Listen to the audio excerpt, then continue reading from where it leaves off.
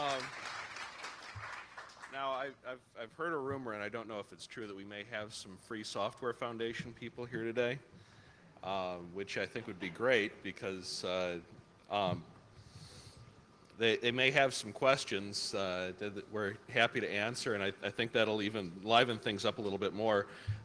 If Richard Stallman or Eben Moglen happen to be here, I do want to know about it in advance because I'm happy answering questions from people who are up to 10 times smarter than me, but Richard and Eben are a whole lot smarter than that. So I expect their questions will be especially challenging if they happen to be here. And let me tell you why just about any question from free software people or free software enthusiasts are fair game. And any question is okay that you have later on. And it's because I deserve the hard questions. The reason I deserve the hard questions is because I've spent enough time, over time, in various fora asking exactly the same kind of questions of different kinds of speakers. As an example, a few years ago at an American Bar Association convention, Chris Painter from the Justice Department was there along with some of his colleagues, telling us about how they're in the business of saving corporate America $6 billion a year worth of losses from software piracy and piracy of other kinds of media here in the United States and overseas. And first question that I presented to Mr. Painter and his colleagues is, so in giving us those numbers of how much the losses are you assuming that every copy made, even in a poor country like China or over in Iran or someplace like that every one is a lost sale? That if they copy a $600 database program, that's automatically a lost sale? The answer is yes. Oh, that's a realistic assumption. And are you also assuming that when people copy software, there is no economic benefit, no net economic or social benefit from the copy unless there's a payment made for it? Isn't the real question how we're dividing up the gains of the trade when copies are made? Well, that's not a very nice question. Another story that I'd like to relate is, in another life, I did actually work for the Justice Department as an assistant U.S. attorney and went down to their training center down in South Carolina for a computer crimes seminar. And there on a big screen, their version of the big screen, Mark Eckenweiler from the Justice Department put up a big image before one of his speeches showing this gigantic cow skull with a big cross behind it and all kinds of red colors, and looked really amazing.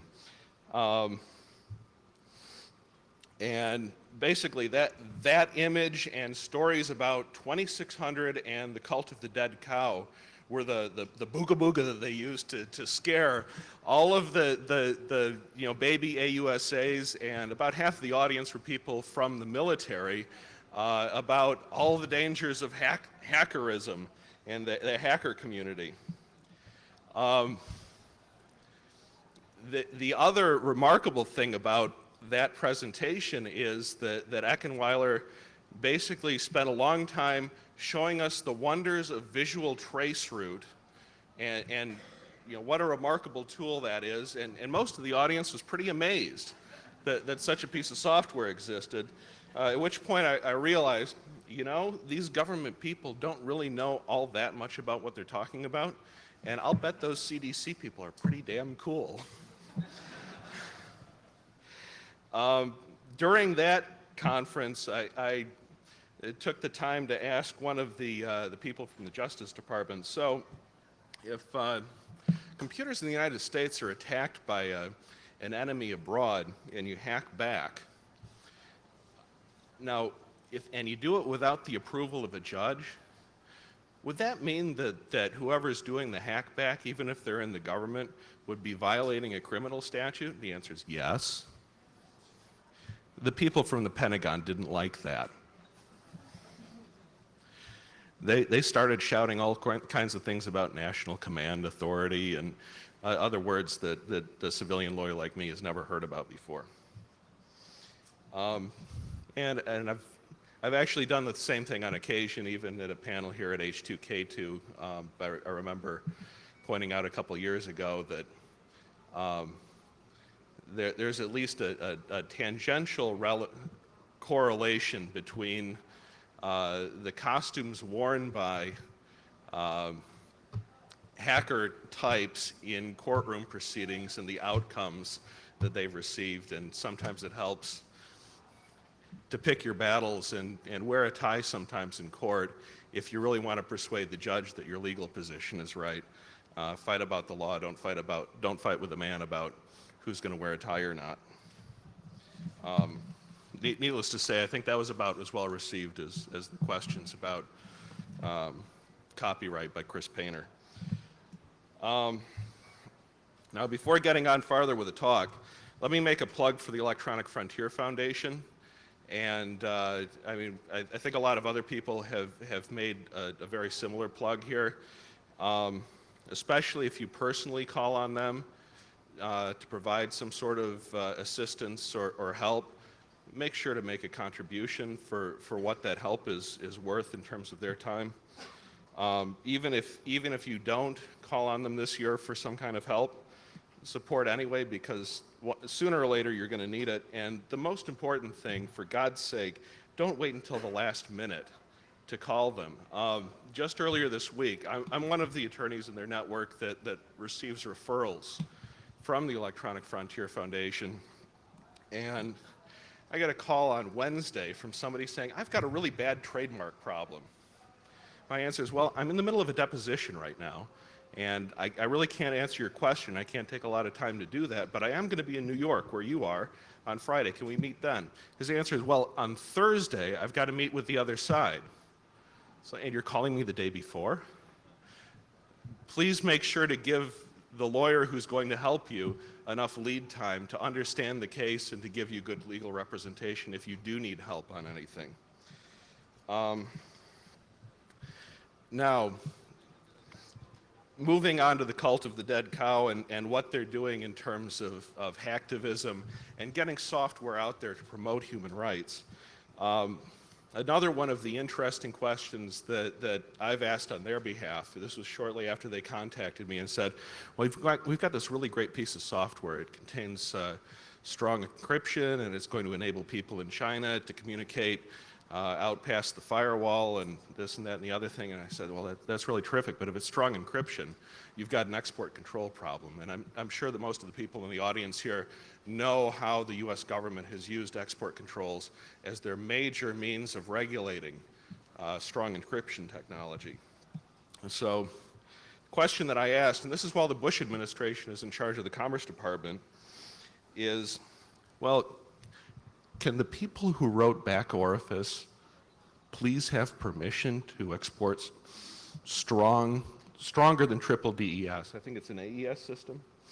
AES encryption over the internet. Surprisingly, the answer was yes. And that yes answer, I think, is illustrative of, a lot of the talks here assume that the government is sort of a monolithic entity.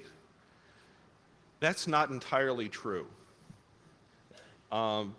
There are a lot of good people who, when you work with them inside the government, are willing to advance your goals, or in my case, my client's goals, even if you might think that the administration proper would not share those goals at all. I mean, export of strong encryption by a hacker organization doesn't seem to be something that the Bush administration would be interested in. And had it gone to the level of Don Evans, Don Evans is now the Secretary of Commerce. He's a gentleman who actually is in the same prayer group with George Bush. I mean, you know the prayer group where they say all that stuff that Jesus said about blessed are the peacemakers and helping the poor people and things like that. Oh, that's all a bunch of nonsense. But Don and George pray together a lot about how not to help the poor people. If it had got to the Don Evans level, yeah, we'd probably have a problem. but most of the people in the Commerce Department or most of the people in the State Department are career officials, and a lot of them are very sensible people. And instead of just going ahead and exporting the software, what we did is we wrote them a letter and asked for a formal legal opinion saying that under certain exceptions to the export rules, as long as we put some restrictions, but not perfect restrictions, some restrictions, and they actually helped us craft those restrictions in a very constructive way. Some restrictions on that software getting into a list of 7 countries, including North Korea, Iran, Iraq. And like I said, you need to read it very carefully in terms of what this organization can do and what third parties can do with the software and things like that. But subject to those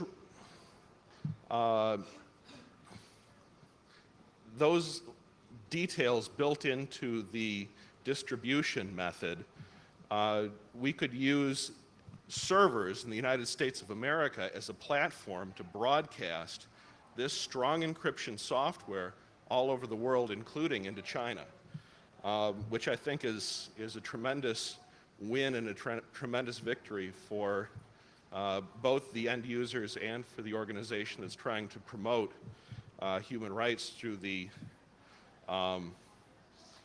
through making available to people software that makes anonymous communications possible. So I guess the moral of that story is, again, don't always assume that the government is your enemy. If you talk to the right people and talk to them in the right way, sometimes they will actively promote your goals too. You just have to be really careful about the means that you use to do it. Now, the next topic that we should get into, and I'm going to do this really briefly, I'm sure that we'll have a lot of Q&A about this, is the Hactivism Enhanced Source Software License, the HESLA. I know that that's been sort of controversial on Slashdot, and some people in the free software movement say that it's not the GPL, and well, if that's your criticism, I guess you're right. I concede it's not the GPL. What it does contain is some restrictions on conduct. If you use this software, what you do is you agree that you're not going to use it to violate people's human rights, you're not going to use it to cause physical injury to people, and some other restrictions on conduct that we don't think are entirely unreasonable. The Free Software Foundation takes the position, and they've put something up on their website, well, you could never put conduct restrictions in a software license. That's unenforceable. And their position is that the law should be that you can't put conduct restrictions in software licenses, but the reality is a lot of software companies do exactly that. So I'm not sure whether the Free Software Foundation actually gets to be the judge that determines that issue, or whether that issue has actually been resolved. Additionally, I think there are some very significant advantages in the HESLA over the GPL because we have explicit terms in there dealing with an issue that's very important in the human rights area, which is are government entities actually subject to it? The GPL just simply doesn't deal with issues of sovereign immunity. And for my illustration, how many people here know what the 11th Amendment is? Do we have any hands at all? Does anybody know what the 11th Amendment is?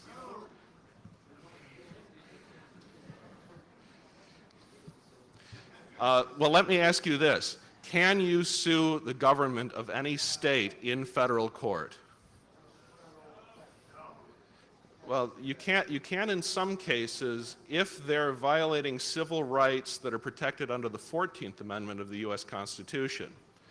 But if the federal law on which your case is based on the Commerce Clause as opposed to the 14th Amendment, the Commerce Clause being in the original Constitution, therefore it preceded the 11th Amendment, 14th Amendment came after the 11th Amendment. So if it's a Commerce Clause regulation, you can't sue a state on that basis. So now they've thrown out certain kinds of anti-discrimination laws to the extent that they're based only on the Commerce Clause and not the 14th Amendment. The reason that I asked the question, though, has to do with a 1999 case by the Supreme Court called I think it's the College Savings Bank, and it was against the government of Florida. It's a trademark case, and they said that you can't sue the government of the state of Florida, even though Congress said we intend to make states subject to the trademark laws in the United States. The Supreme Court said you can't sue states for that unless the state says it can be sued. So does that apply to copyrights? We don't know for sure yet, but let me ask you this. If the state of Florida or the state of New York wanted to go ahead and start handing out free copies of Microsoft Windows and say, hey, you do whatever you want with it and you don't have to pay Microsoft a thing, could Microsoft sue the state of New York or the state of Florida for that? That's actually an open question right now. And then when you get to the issue of foreign sovereigns, there are additional statutes that come into play. There is what's called a commercial activity exception to the Foreign Sovereign Immunities Act. I think that the licensing of software, even of free software, falls within that exception. So when you're dealing with either a foreign government that decides for whatever reason that it's not afraid of our threat to sue them and actually uses that software and uses it for an improper purpose, and I'll get into some of the reasons why later. We've got 1 minute remaining, but when you deal with them or you deal with a multinational corporation, which we have difficulty suing right now in U.S. courts for human rights violations, because even though they act in cahoots with the government of Myanmar or some of these African governments that engaged in terrible human rights violations, nevertheless, American oil companies seem to get off the hook for the human rights violations. To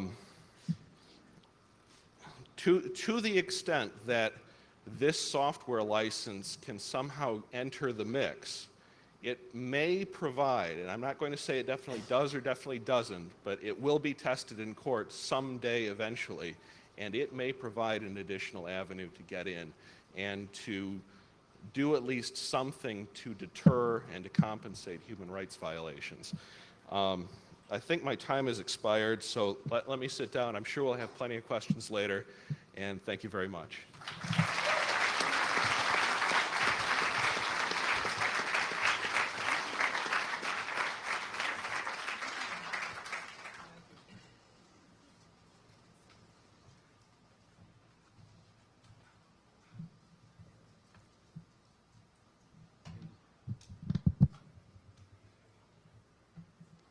Anyway, I'm going to start while they're just fixing the technology thing. I would like to first thank my colleagues from Hactivism and the conference organizers for inviting us from human rights community to share our experiences and our needs and also present our wish list. Now, it's not that we have never been collaborating with the technology community. We have been communicating and also kind of actively working with them to increase the collaboration and what Sharon suggested as building a alliance of consciences. Some of us have actually actively volunteered to do the beta testing of some of the software they are developing, and we continue to do that, but as Sharon said, that we need more and more support and more kind of help from people who've been playing with technology. Now, my talk is going to mainly focus on placing the technology developments which people have tried and dreamt when the internet was just beginning to develop. And where has it led us after, let's say, 7 to 10 years, when we have kind of seen now internet has becoming one of the mainstream media, at least in the developed countries. And slowly, countries like China are also catching up and become a very active user of the net. In the beginning, we keep on kind of repeating this kind of quotations, which is at least attributed to Gilmore, and Gilmore has slightly change quotation to say on it, but it says that Nate treats censorship as a damage and routes around it. And in 2004, when we see that country like China or Cuba or many other countries, we realize that the reality on the ground has changed quite differently, or it had turned out to be much different than we thought it would be. But don't worry, many of us dreamt about it, and I suppose it's not bad to dream that, or at least try to dream a good things and then see how the ground reality works out, and work from that and make sure that the next time when we do things, we will take into account more ground reality. We also thought that internet as a revolutionary medium, which will has inherently empowering power, democratizing, and we thought authoritarian regime will crumble. And my colleague had very well explained that, in fact, in China or some other countries, the things have not really turned out to be what we thought it would be. Also, some of the other presenters have kind of said in a more context of US and many other Western countries that there is no privacy left and let's get used to it. So which means that the more and more bad news are coming right at the home of the internet development. Anonymity could be broken the moment the software which can locate the geography or geography locator software become a more norm, and the court starts recognizing that and start implementing that also in their judgment. And more and more countries try seeing that, oh, if China can build a great firewall, why not we can do it? And start repeating or start learning from the lessons of China. Then we are headed with a technology not working in our favor or the way we thought it would work in our favor. And we are faced with technology as a big brother watching us everywhere, not just here. Now, but still, even after all this development and possibility of technology being misused, even the US government wanted to kind of fund a project called Global Internet Freedom Act. As far as I know, the bill never got passed through either Congress or Senate. But the idea was to support actively the anti-censorship, or let's say censorship circumvention software, and help the users in the countries like China or Cuba or Korea and North Korea and others to circumvent the censorship. Which means that even as long as 2003, people still think that the anti-censorship software are the need for helping the users in many of those repressive countries to get access to the information. Now, we'll come back to this issue later on to just in terms of seeing whether this kind of assumption makes much sense today, or we need to see the technology within the more social context in terms of what we have begun to accept and how the censorship is kind of becoming more and more a mainstream thinking rather than just becoming an isolated fact somewhere happening only in repressive countries. Okay. Go to the next. In the beginning, like when the government responses were kind of classified mainly in two types of responses, which was one was more reactive response. Whenever they see something, they try to control it either through. This was in the beginning that the high access cost in countries where the internet infrastructure or telecom infrastructure was owned by government. And they kept the internet prices so high that many people would be able to access it. Many countries have kind of broken those barriers now because the market mechanism has forced them to rethink the access cost, and that has no more kind of been effective for. But at the same time, the filtering content, monitoring it online behavior, or prohibiting internet use entirely. This was one of the pattern of kind of thinking which began when the internet began spreading in the various countries. Some of other countries which were even a little smarter than that instead of restricting alone, they thought that internet has a great potential for economic development. And if you want to be integrated to the global economy and communication, let's let it come, but we'll control it. And China would be one of this kind of a shining example of that kind of pattern, that they allowed it for the economic purpose, and the internet usage skyrocketed from almost nothing in 1996 to 60 million users now. Next, please. In the beginning, like 1996, I'm sure some of you have participated in the Internet Freedom Campaign, which was done by the Global Internet Liberty Campaign, was the Blue Ribbon Campaign against internet censorships. And that was the campaign which started in the US. So let's not forget that the first major censorship articulation came in this country. Before the other countries were even trying to figure out what the heck this net is all about. We had started it all here. And at that time, the prime justification which began surfacing and was a very solid argumentation was to protect children from undeserved information or whatever other kinds of information they don't want them to see it. Third, and fight terrorism, silence the racist and hate monger. Now, let's go fast forward to 2004. The list has expanded and it has become more universal. It's not that these arguments are any longer used only in one country, not only in democratic country or repressive country. More or less everybody is copying from each other, and international laws are being kind of synchronized in terms of thinking and in terms of even creating a common legal framework around internet censorship, or what you call it, internet regulation. Okay. Please. Yeah. And this kind of access control is, as I said, it's not necessarily just limiting to the internet. Even some countries are even going beyond it, like China. They want to even control all digital form of communication, which includes even text messaging. Now, there's no guarantee that this will not happen in any other country, because everybody uses the argument that national security comes first above anything else. And national security becomes an issue in many countries quite often. So China is experimenting how it works out, but other countries might follow it. Then in a country like Zimbabwe or many other countries, actually, the mandatory monitoring of email communication. So it's, when we say internet censorship, it is no longer just a blocking of websites and other things, but all form of digital communications are being surveilled and being monitored, being logged, being put into a database, mining, everything is happening around that.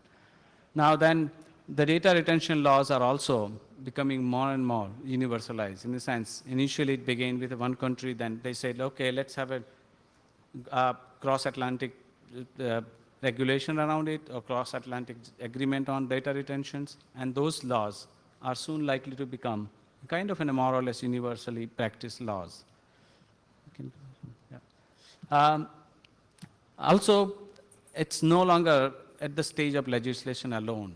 As Sharon mentioned, that China had already had like 64 people who are very explicitly prosecuted, convicted, and put behind bar on the charges which are directly related with their use of internet. So internet censorship is no longer a theoretical debate any longer. It's no longer legislating bad laws and let's see what happens, whether they will practice it. But it is becoming a part of the practice now. Now, in a generalized pattern of surveillance, it's like increasing, the privacy is kind of being challenged all the time. The people are finding it hard and hard to really use the internet in a way we thought in the beginning that we would be able to use it. ISP and telecommunications are becoming a kind of a potential police state, or potential arm of the police, because they are asked to perform certain tasks which in a traditional way were supposed to be a law enforcement task. Censorship is at some level in the form of either through self-censorship or filter on the public access point or voluntary pledges is becoming a privatized censorship. Now all this is happening. It's not necessary that people have to wait for 2001 or 9/11 event has to happen.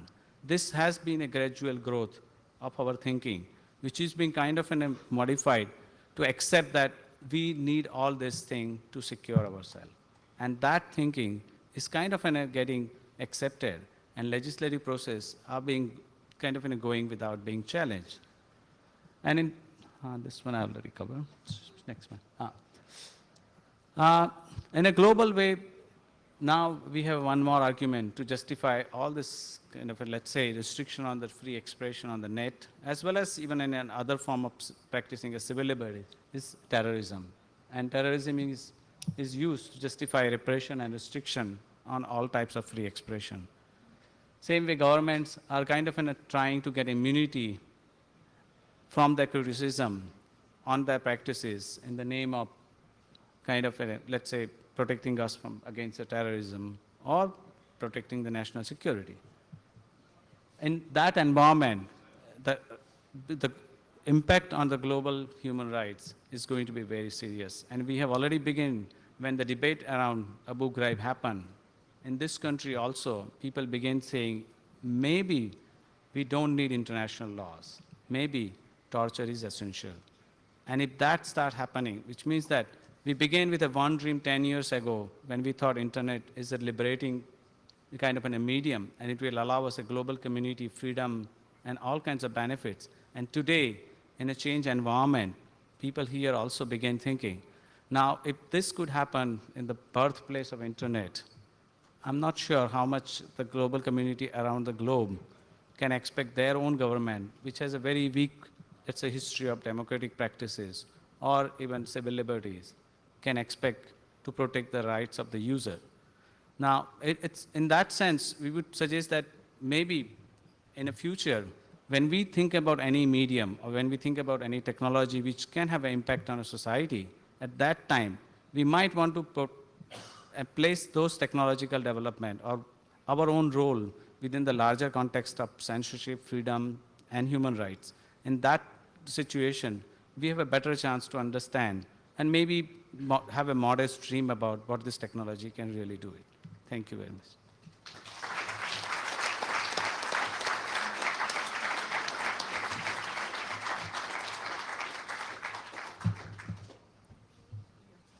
Great. How's everybody doing out there? Okay. I just want to thank the Cult of the Dead Cow for having this panel. I want to thank Oxblood in particular for inviting me. And I want to thank Grandmaster Rat for letting me crash on his couch last night. Basically, I'm going to be talking about the Citizen Lab, which is a lab at the University of Toronto that was founded by Professor Ron Diebert, who's a professor of political science at University of Toronto. Basically, the Citizen Lab has been great for me. Let me take a lot of the projects I was working on out of my basement and move them into a university setting, which is pretty good in terms of bandwidth and equipment and all that kind of fun stuff. Basically, my job is to go through the computer science department, find the best hackers that I can find, and also pillage hackers from the Toronto 2600, who's representing right here. And basically, we put them together with activists and people in political science to work on projects relating to internet policy and politics. And what we want to do, what we do is create a space and an environment where we encourage people to get under the hood, look at what's going on, and basically provide a hardcore technical background to a lot of the human rights projects that other people are working on. We want to get people that really understand the technology and the policy and put them together and see what they come up with.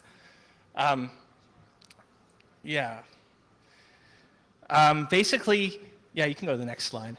One of the projects that I'm heavily involved with is called the OpenNet Initiative, and actually it's grown out of a basement operation into a collaboration between 3 universities, and we managed to secure funding from the Open Society Institute.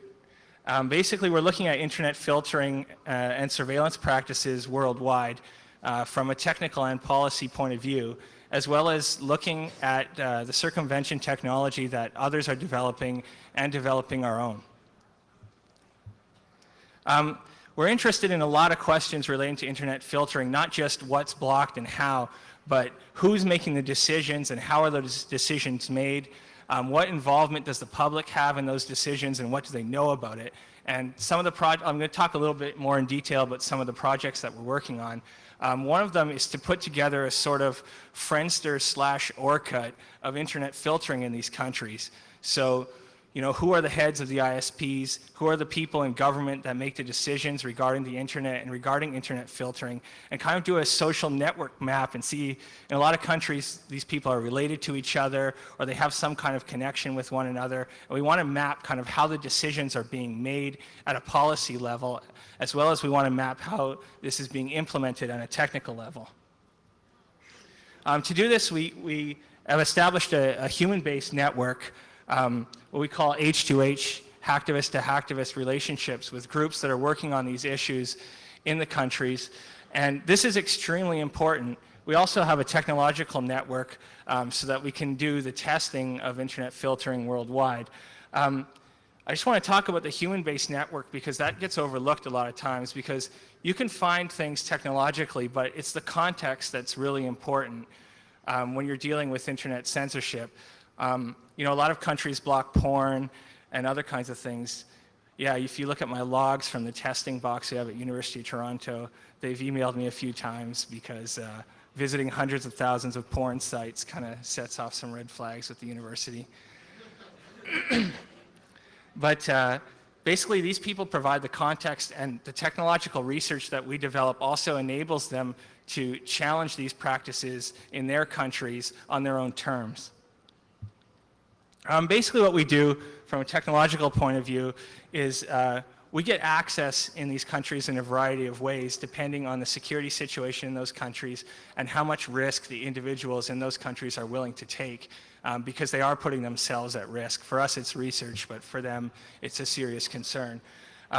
What we do is we develop lists of URLs and domains, some of which we call a global list, which is kind of just a broad category of URLs that we test to get a general sense of what's going on, as well as putting together a list of high-impact websites. And these are websites that are of particular concern in the country that we're testing.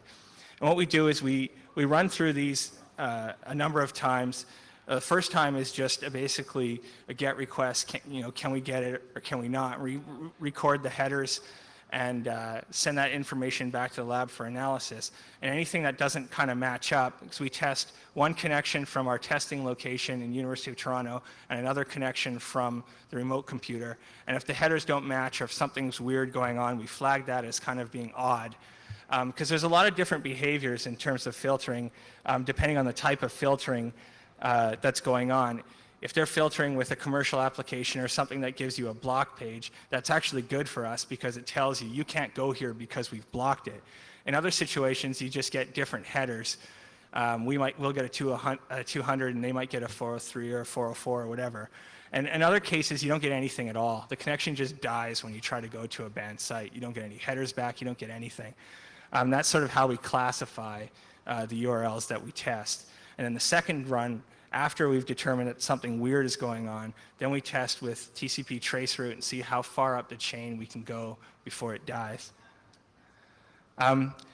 Yeah, just a little bit about filtering. Blacklist means, there's a list of URLs, categorized URLs usually, that are used to block. Whitelist means you only allow access to a certain number of URLs, and this has been called the National Intranet Model, which is being developed in Myanmar, formerly Burma, and Cuba, which is basically they have an internal network for the citizens with pre-approved sites that they can visit. Content analysis is, just mainly refers to blocking by keyword. Oh, the general network setup, this is what I'm going to get into more specifically. As opposed to China, a lot of the countries that we're particularly focusing on right now are in Central Asia and the Middle East. And basically, we're seeing a kind of same setup developing, as opposed to China, which is basically router-based blocking. These countries are purchasing technology from Western companies and using that in conjunction with cache servers to actually have a really efficient filtering system. Yeah, basically, this is the behavior of block pages. One of the things we do is try to figure out exactly what technology they're using, and sometimes it's easy, like when they have Smart Filter in the block page, and usually Smart Filter shows up in the headers as well. But other times, they don't tell you exactly what's going on in the headers. You just usually get a result back from Netcache, which is just your basic caching server. Other times you'll get just a generic error, and you don't really know what's going on. Basically, there's different levels of accountability. In some cases, it's good to have a block page because then you know for sure that it's being blocked by policy.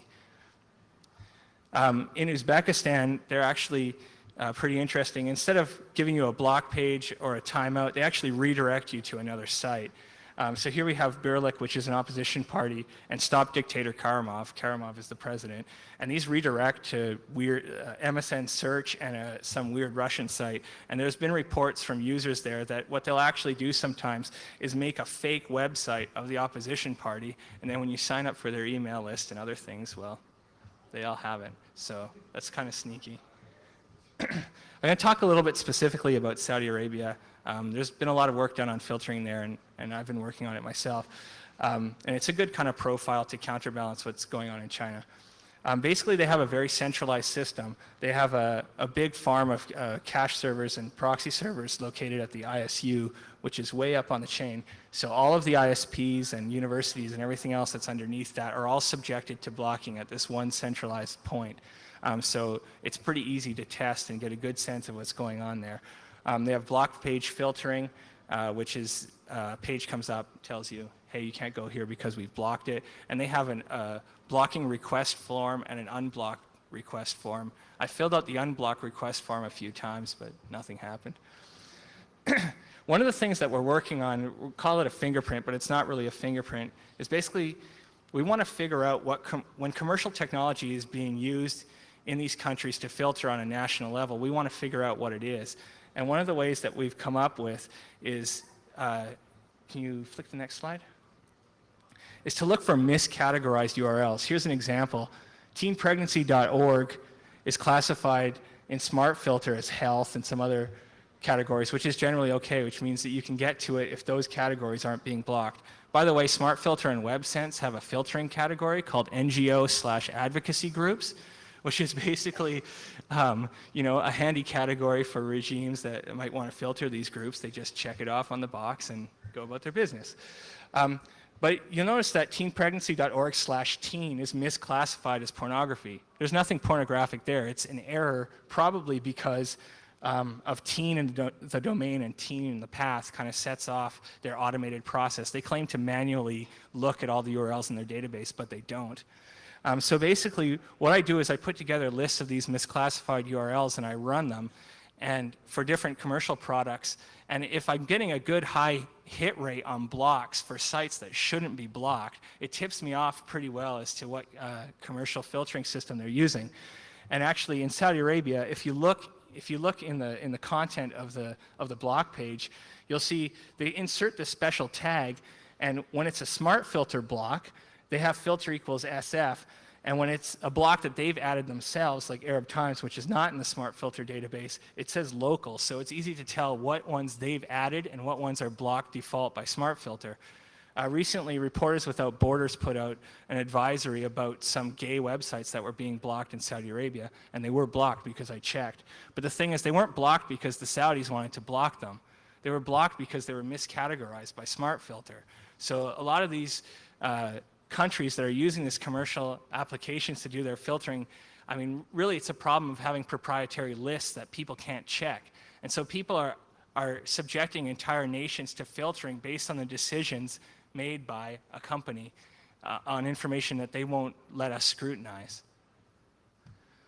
There's also other unintended consequences. This happened in India. They tried to block one Yahoo group, and they sent out an order to all the ISPs to block it. Some of them did, and some of them didn't.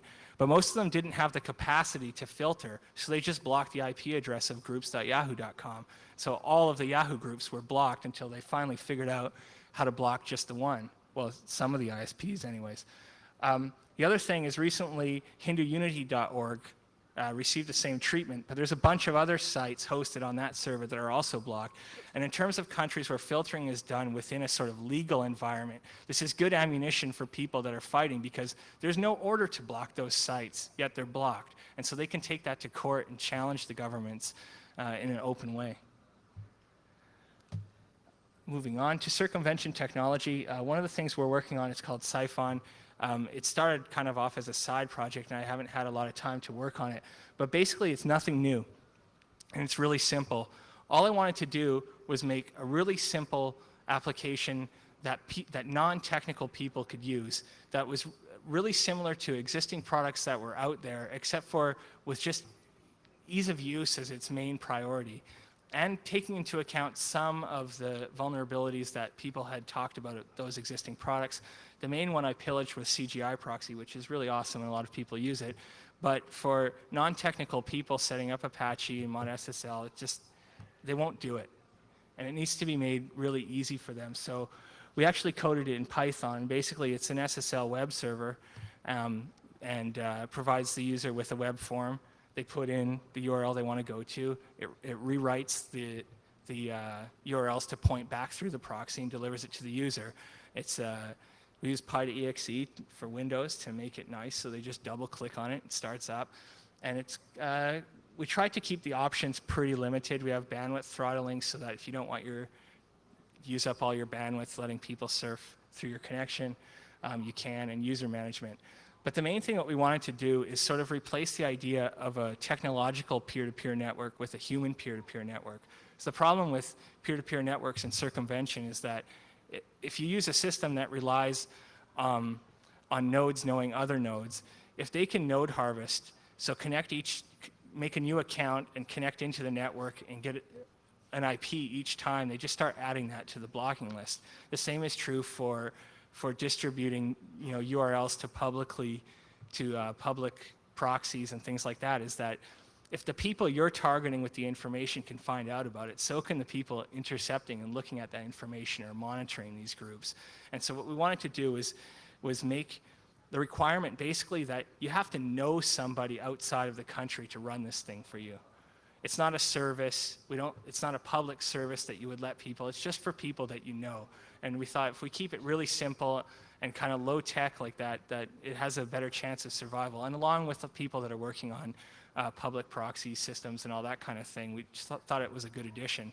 Because the other problem with volunteer-based systems or public proxy systems, I mean, this is the case with CGI proxy for sure, is that if you have somebody running CGI proxy and telling users, hey, use this, they can intercept everything that you're doing too.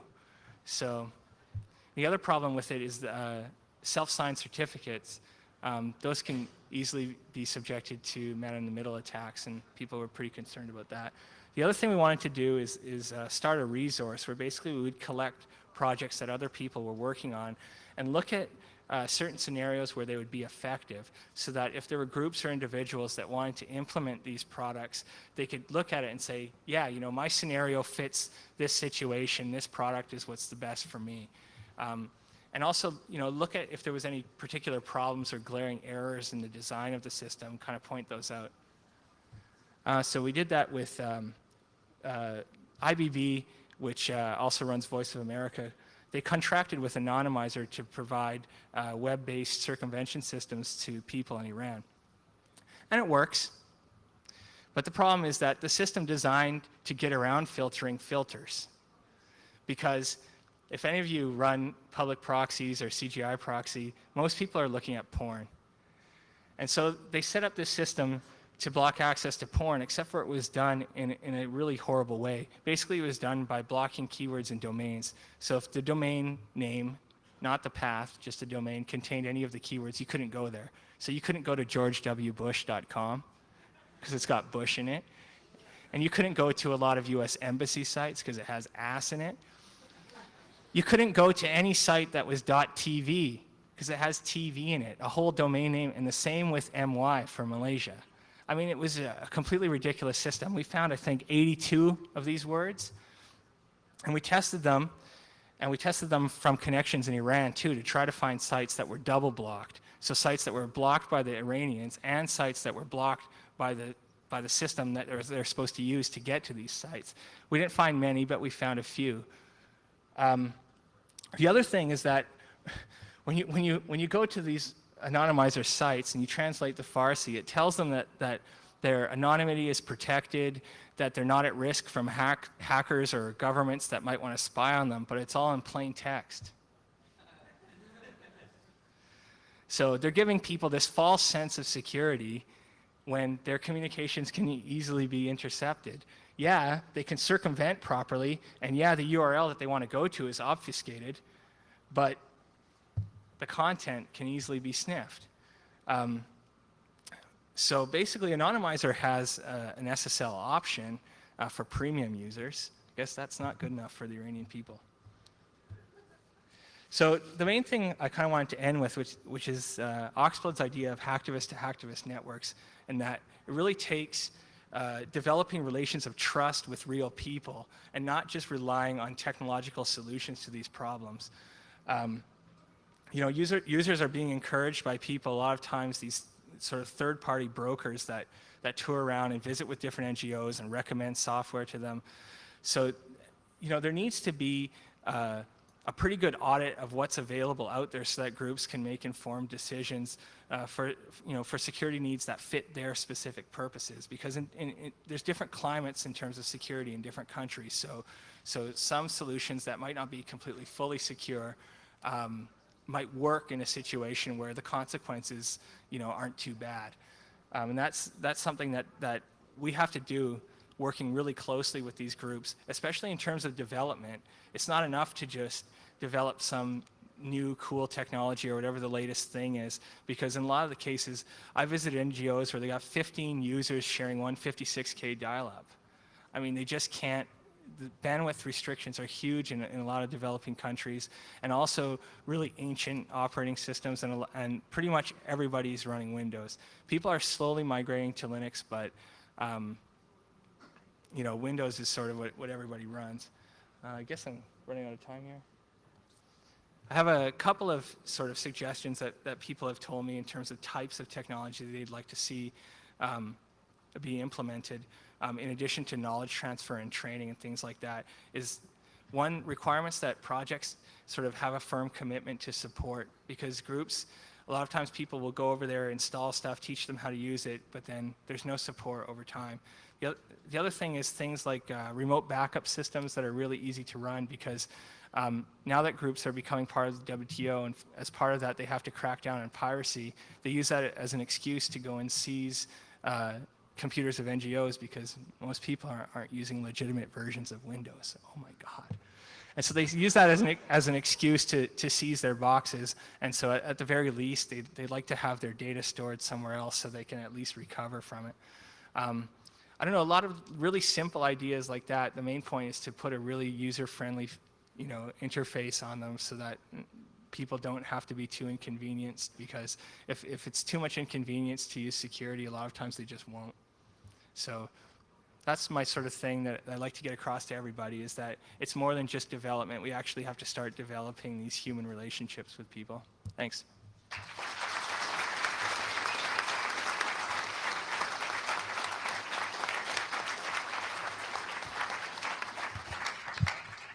I'd like to thank two groups of people, our panelists, and especially you guys. This is a long presentation. You're all very hardy. Thanks for sticking around. I just want to check how much time we have. About 5 minutes? Okay. We have a shorter Q&A than we would like, but I'm sure some people have questions. Microphone is up here.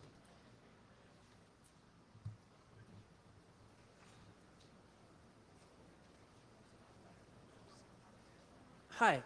One figure that stuck with me during particularly your presentation was the 200,000 people forced into labor without any kind of trial or anything like that. Is that indicative of latent revolution bubbling up to the surface, or is that more, do you get the feeling of abuse by local officials, of somebody torqued off the local magistrate and got themselves tossed for that?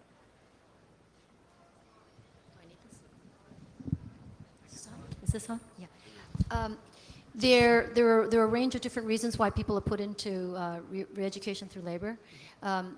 They could be dissidents because they need to be re-educated. They could be people who have pissed off locals, all of the above. One of the things that's a problem with our trying to investigate that is it's very hard to get information. And that underscores why it's very hard for us to do the work. But what we also see is that there is a percentage of those that are treated particularly harshly, and that's, quote, political related crimes. So if you're, an organizer of an independent Democratic Party, those people are going to get treated much more harshly. And then I think recently, not only in the RTL camps, they've also been put into psychiatric hospitals and Kong, where they're really subject to really torture and very bad things because there's something wrong, they think, with them, and they're trying to just sort of wash their brain. Yeah. I had a question about the Great Firewall of China. The current attempts to bypass that. Do you think there's a certain amount of, obviously the more that it's attempted to bypass, and if it actually works, then the Chinese will update it so that it stops working, assumedly. Is there a certain amount of time that you think that it would have to be essentially useless for them to just take it down, or would there just have to be massive political change in the country before that would be taken down? I'm going to also ask Bill Shaw to weigh in on this, but I think from our perspective, from the activist perspective, I think there's been a shift, and the shift has been, although you're using, and we're still using the word, the Great Firewall, I think the shift in strategy within China is from blocking the strategy to filtration and monitoring and surveillance. And you can see that trend in the new S&M, the software, that's now filtering SMS messages, like 100 million a year. And they actually can store the sender and everything. So I think the shift has been to not just stop, but to actually let people know that it's being monitored for content. And I think that has a real ripple effect. So I think that's even more effective, to not just stop, but to let people know what you send and what you received is being monitored, which is much more effective. I found this just fascinating, and I really appreciate all the speakers. I just had a question more on, let's say, spam, which I think a lot of people do want to eliminate from their lives, but from what I'm hearing here, to do that is going to have a significant impact, because you have to eliminate the anonymity, the anonymity of the sender, and that's to eliminate the spam, is my understanding. So I guess I would just like somebody's thoughts on how do we accomplish both goals, to eliminate the spam, but still try to keep things open for things like these human rights. Mark would be a perfect person to answer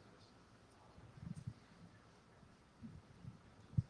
Well, I mean, some of the testing that I've been doing with email accounts in China, basically spam filters at some of the email providers there are configured to block political messages. So spam filtering technology is being used for that purpose. But in terms of just blocking spam in general, I mean, most sysadmins set up, spam assassin or whatever. I mean, I don't really see how that affects things at a national level.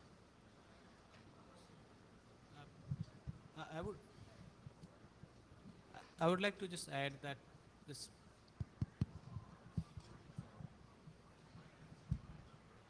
dealing with this kind of issues, maybe like when it comes to censorship, why do we always go to the level of, let's say, block it, and we are willing to give away our rights because there is some annoyance coming from the marketers?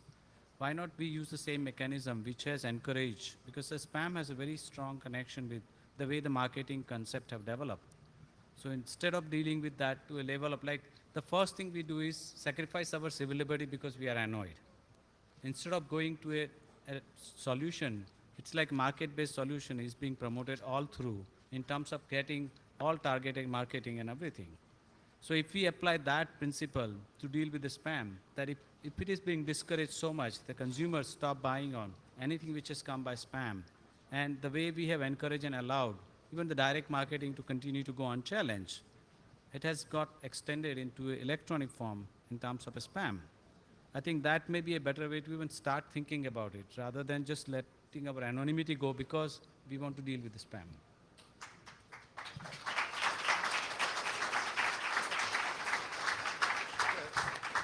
Thanks very much. I'm sure a few people might have some more questions. I think these guys maybe have a few minutes outside or wherever, and thanks very much for coming.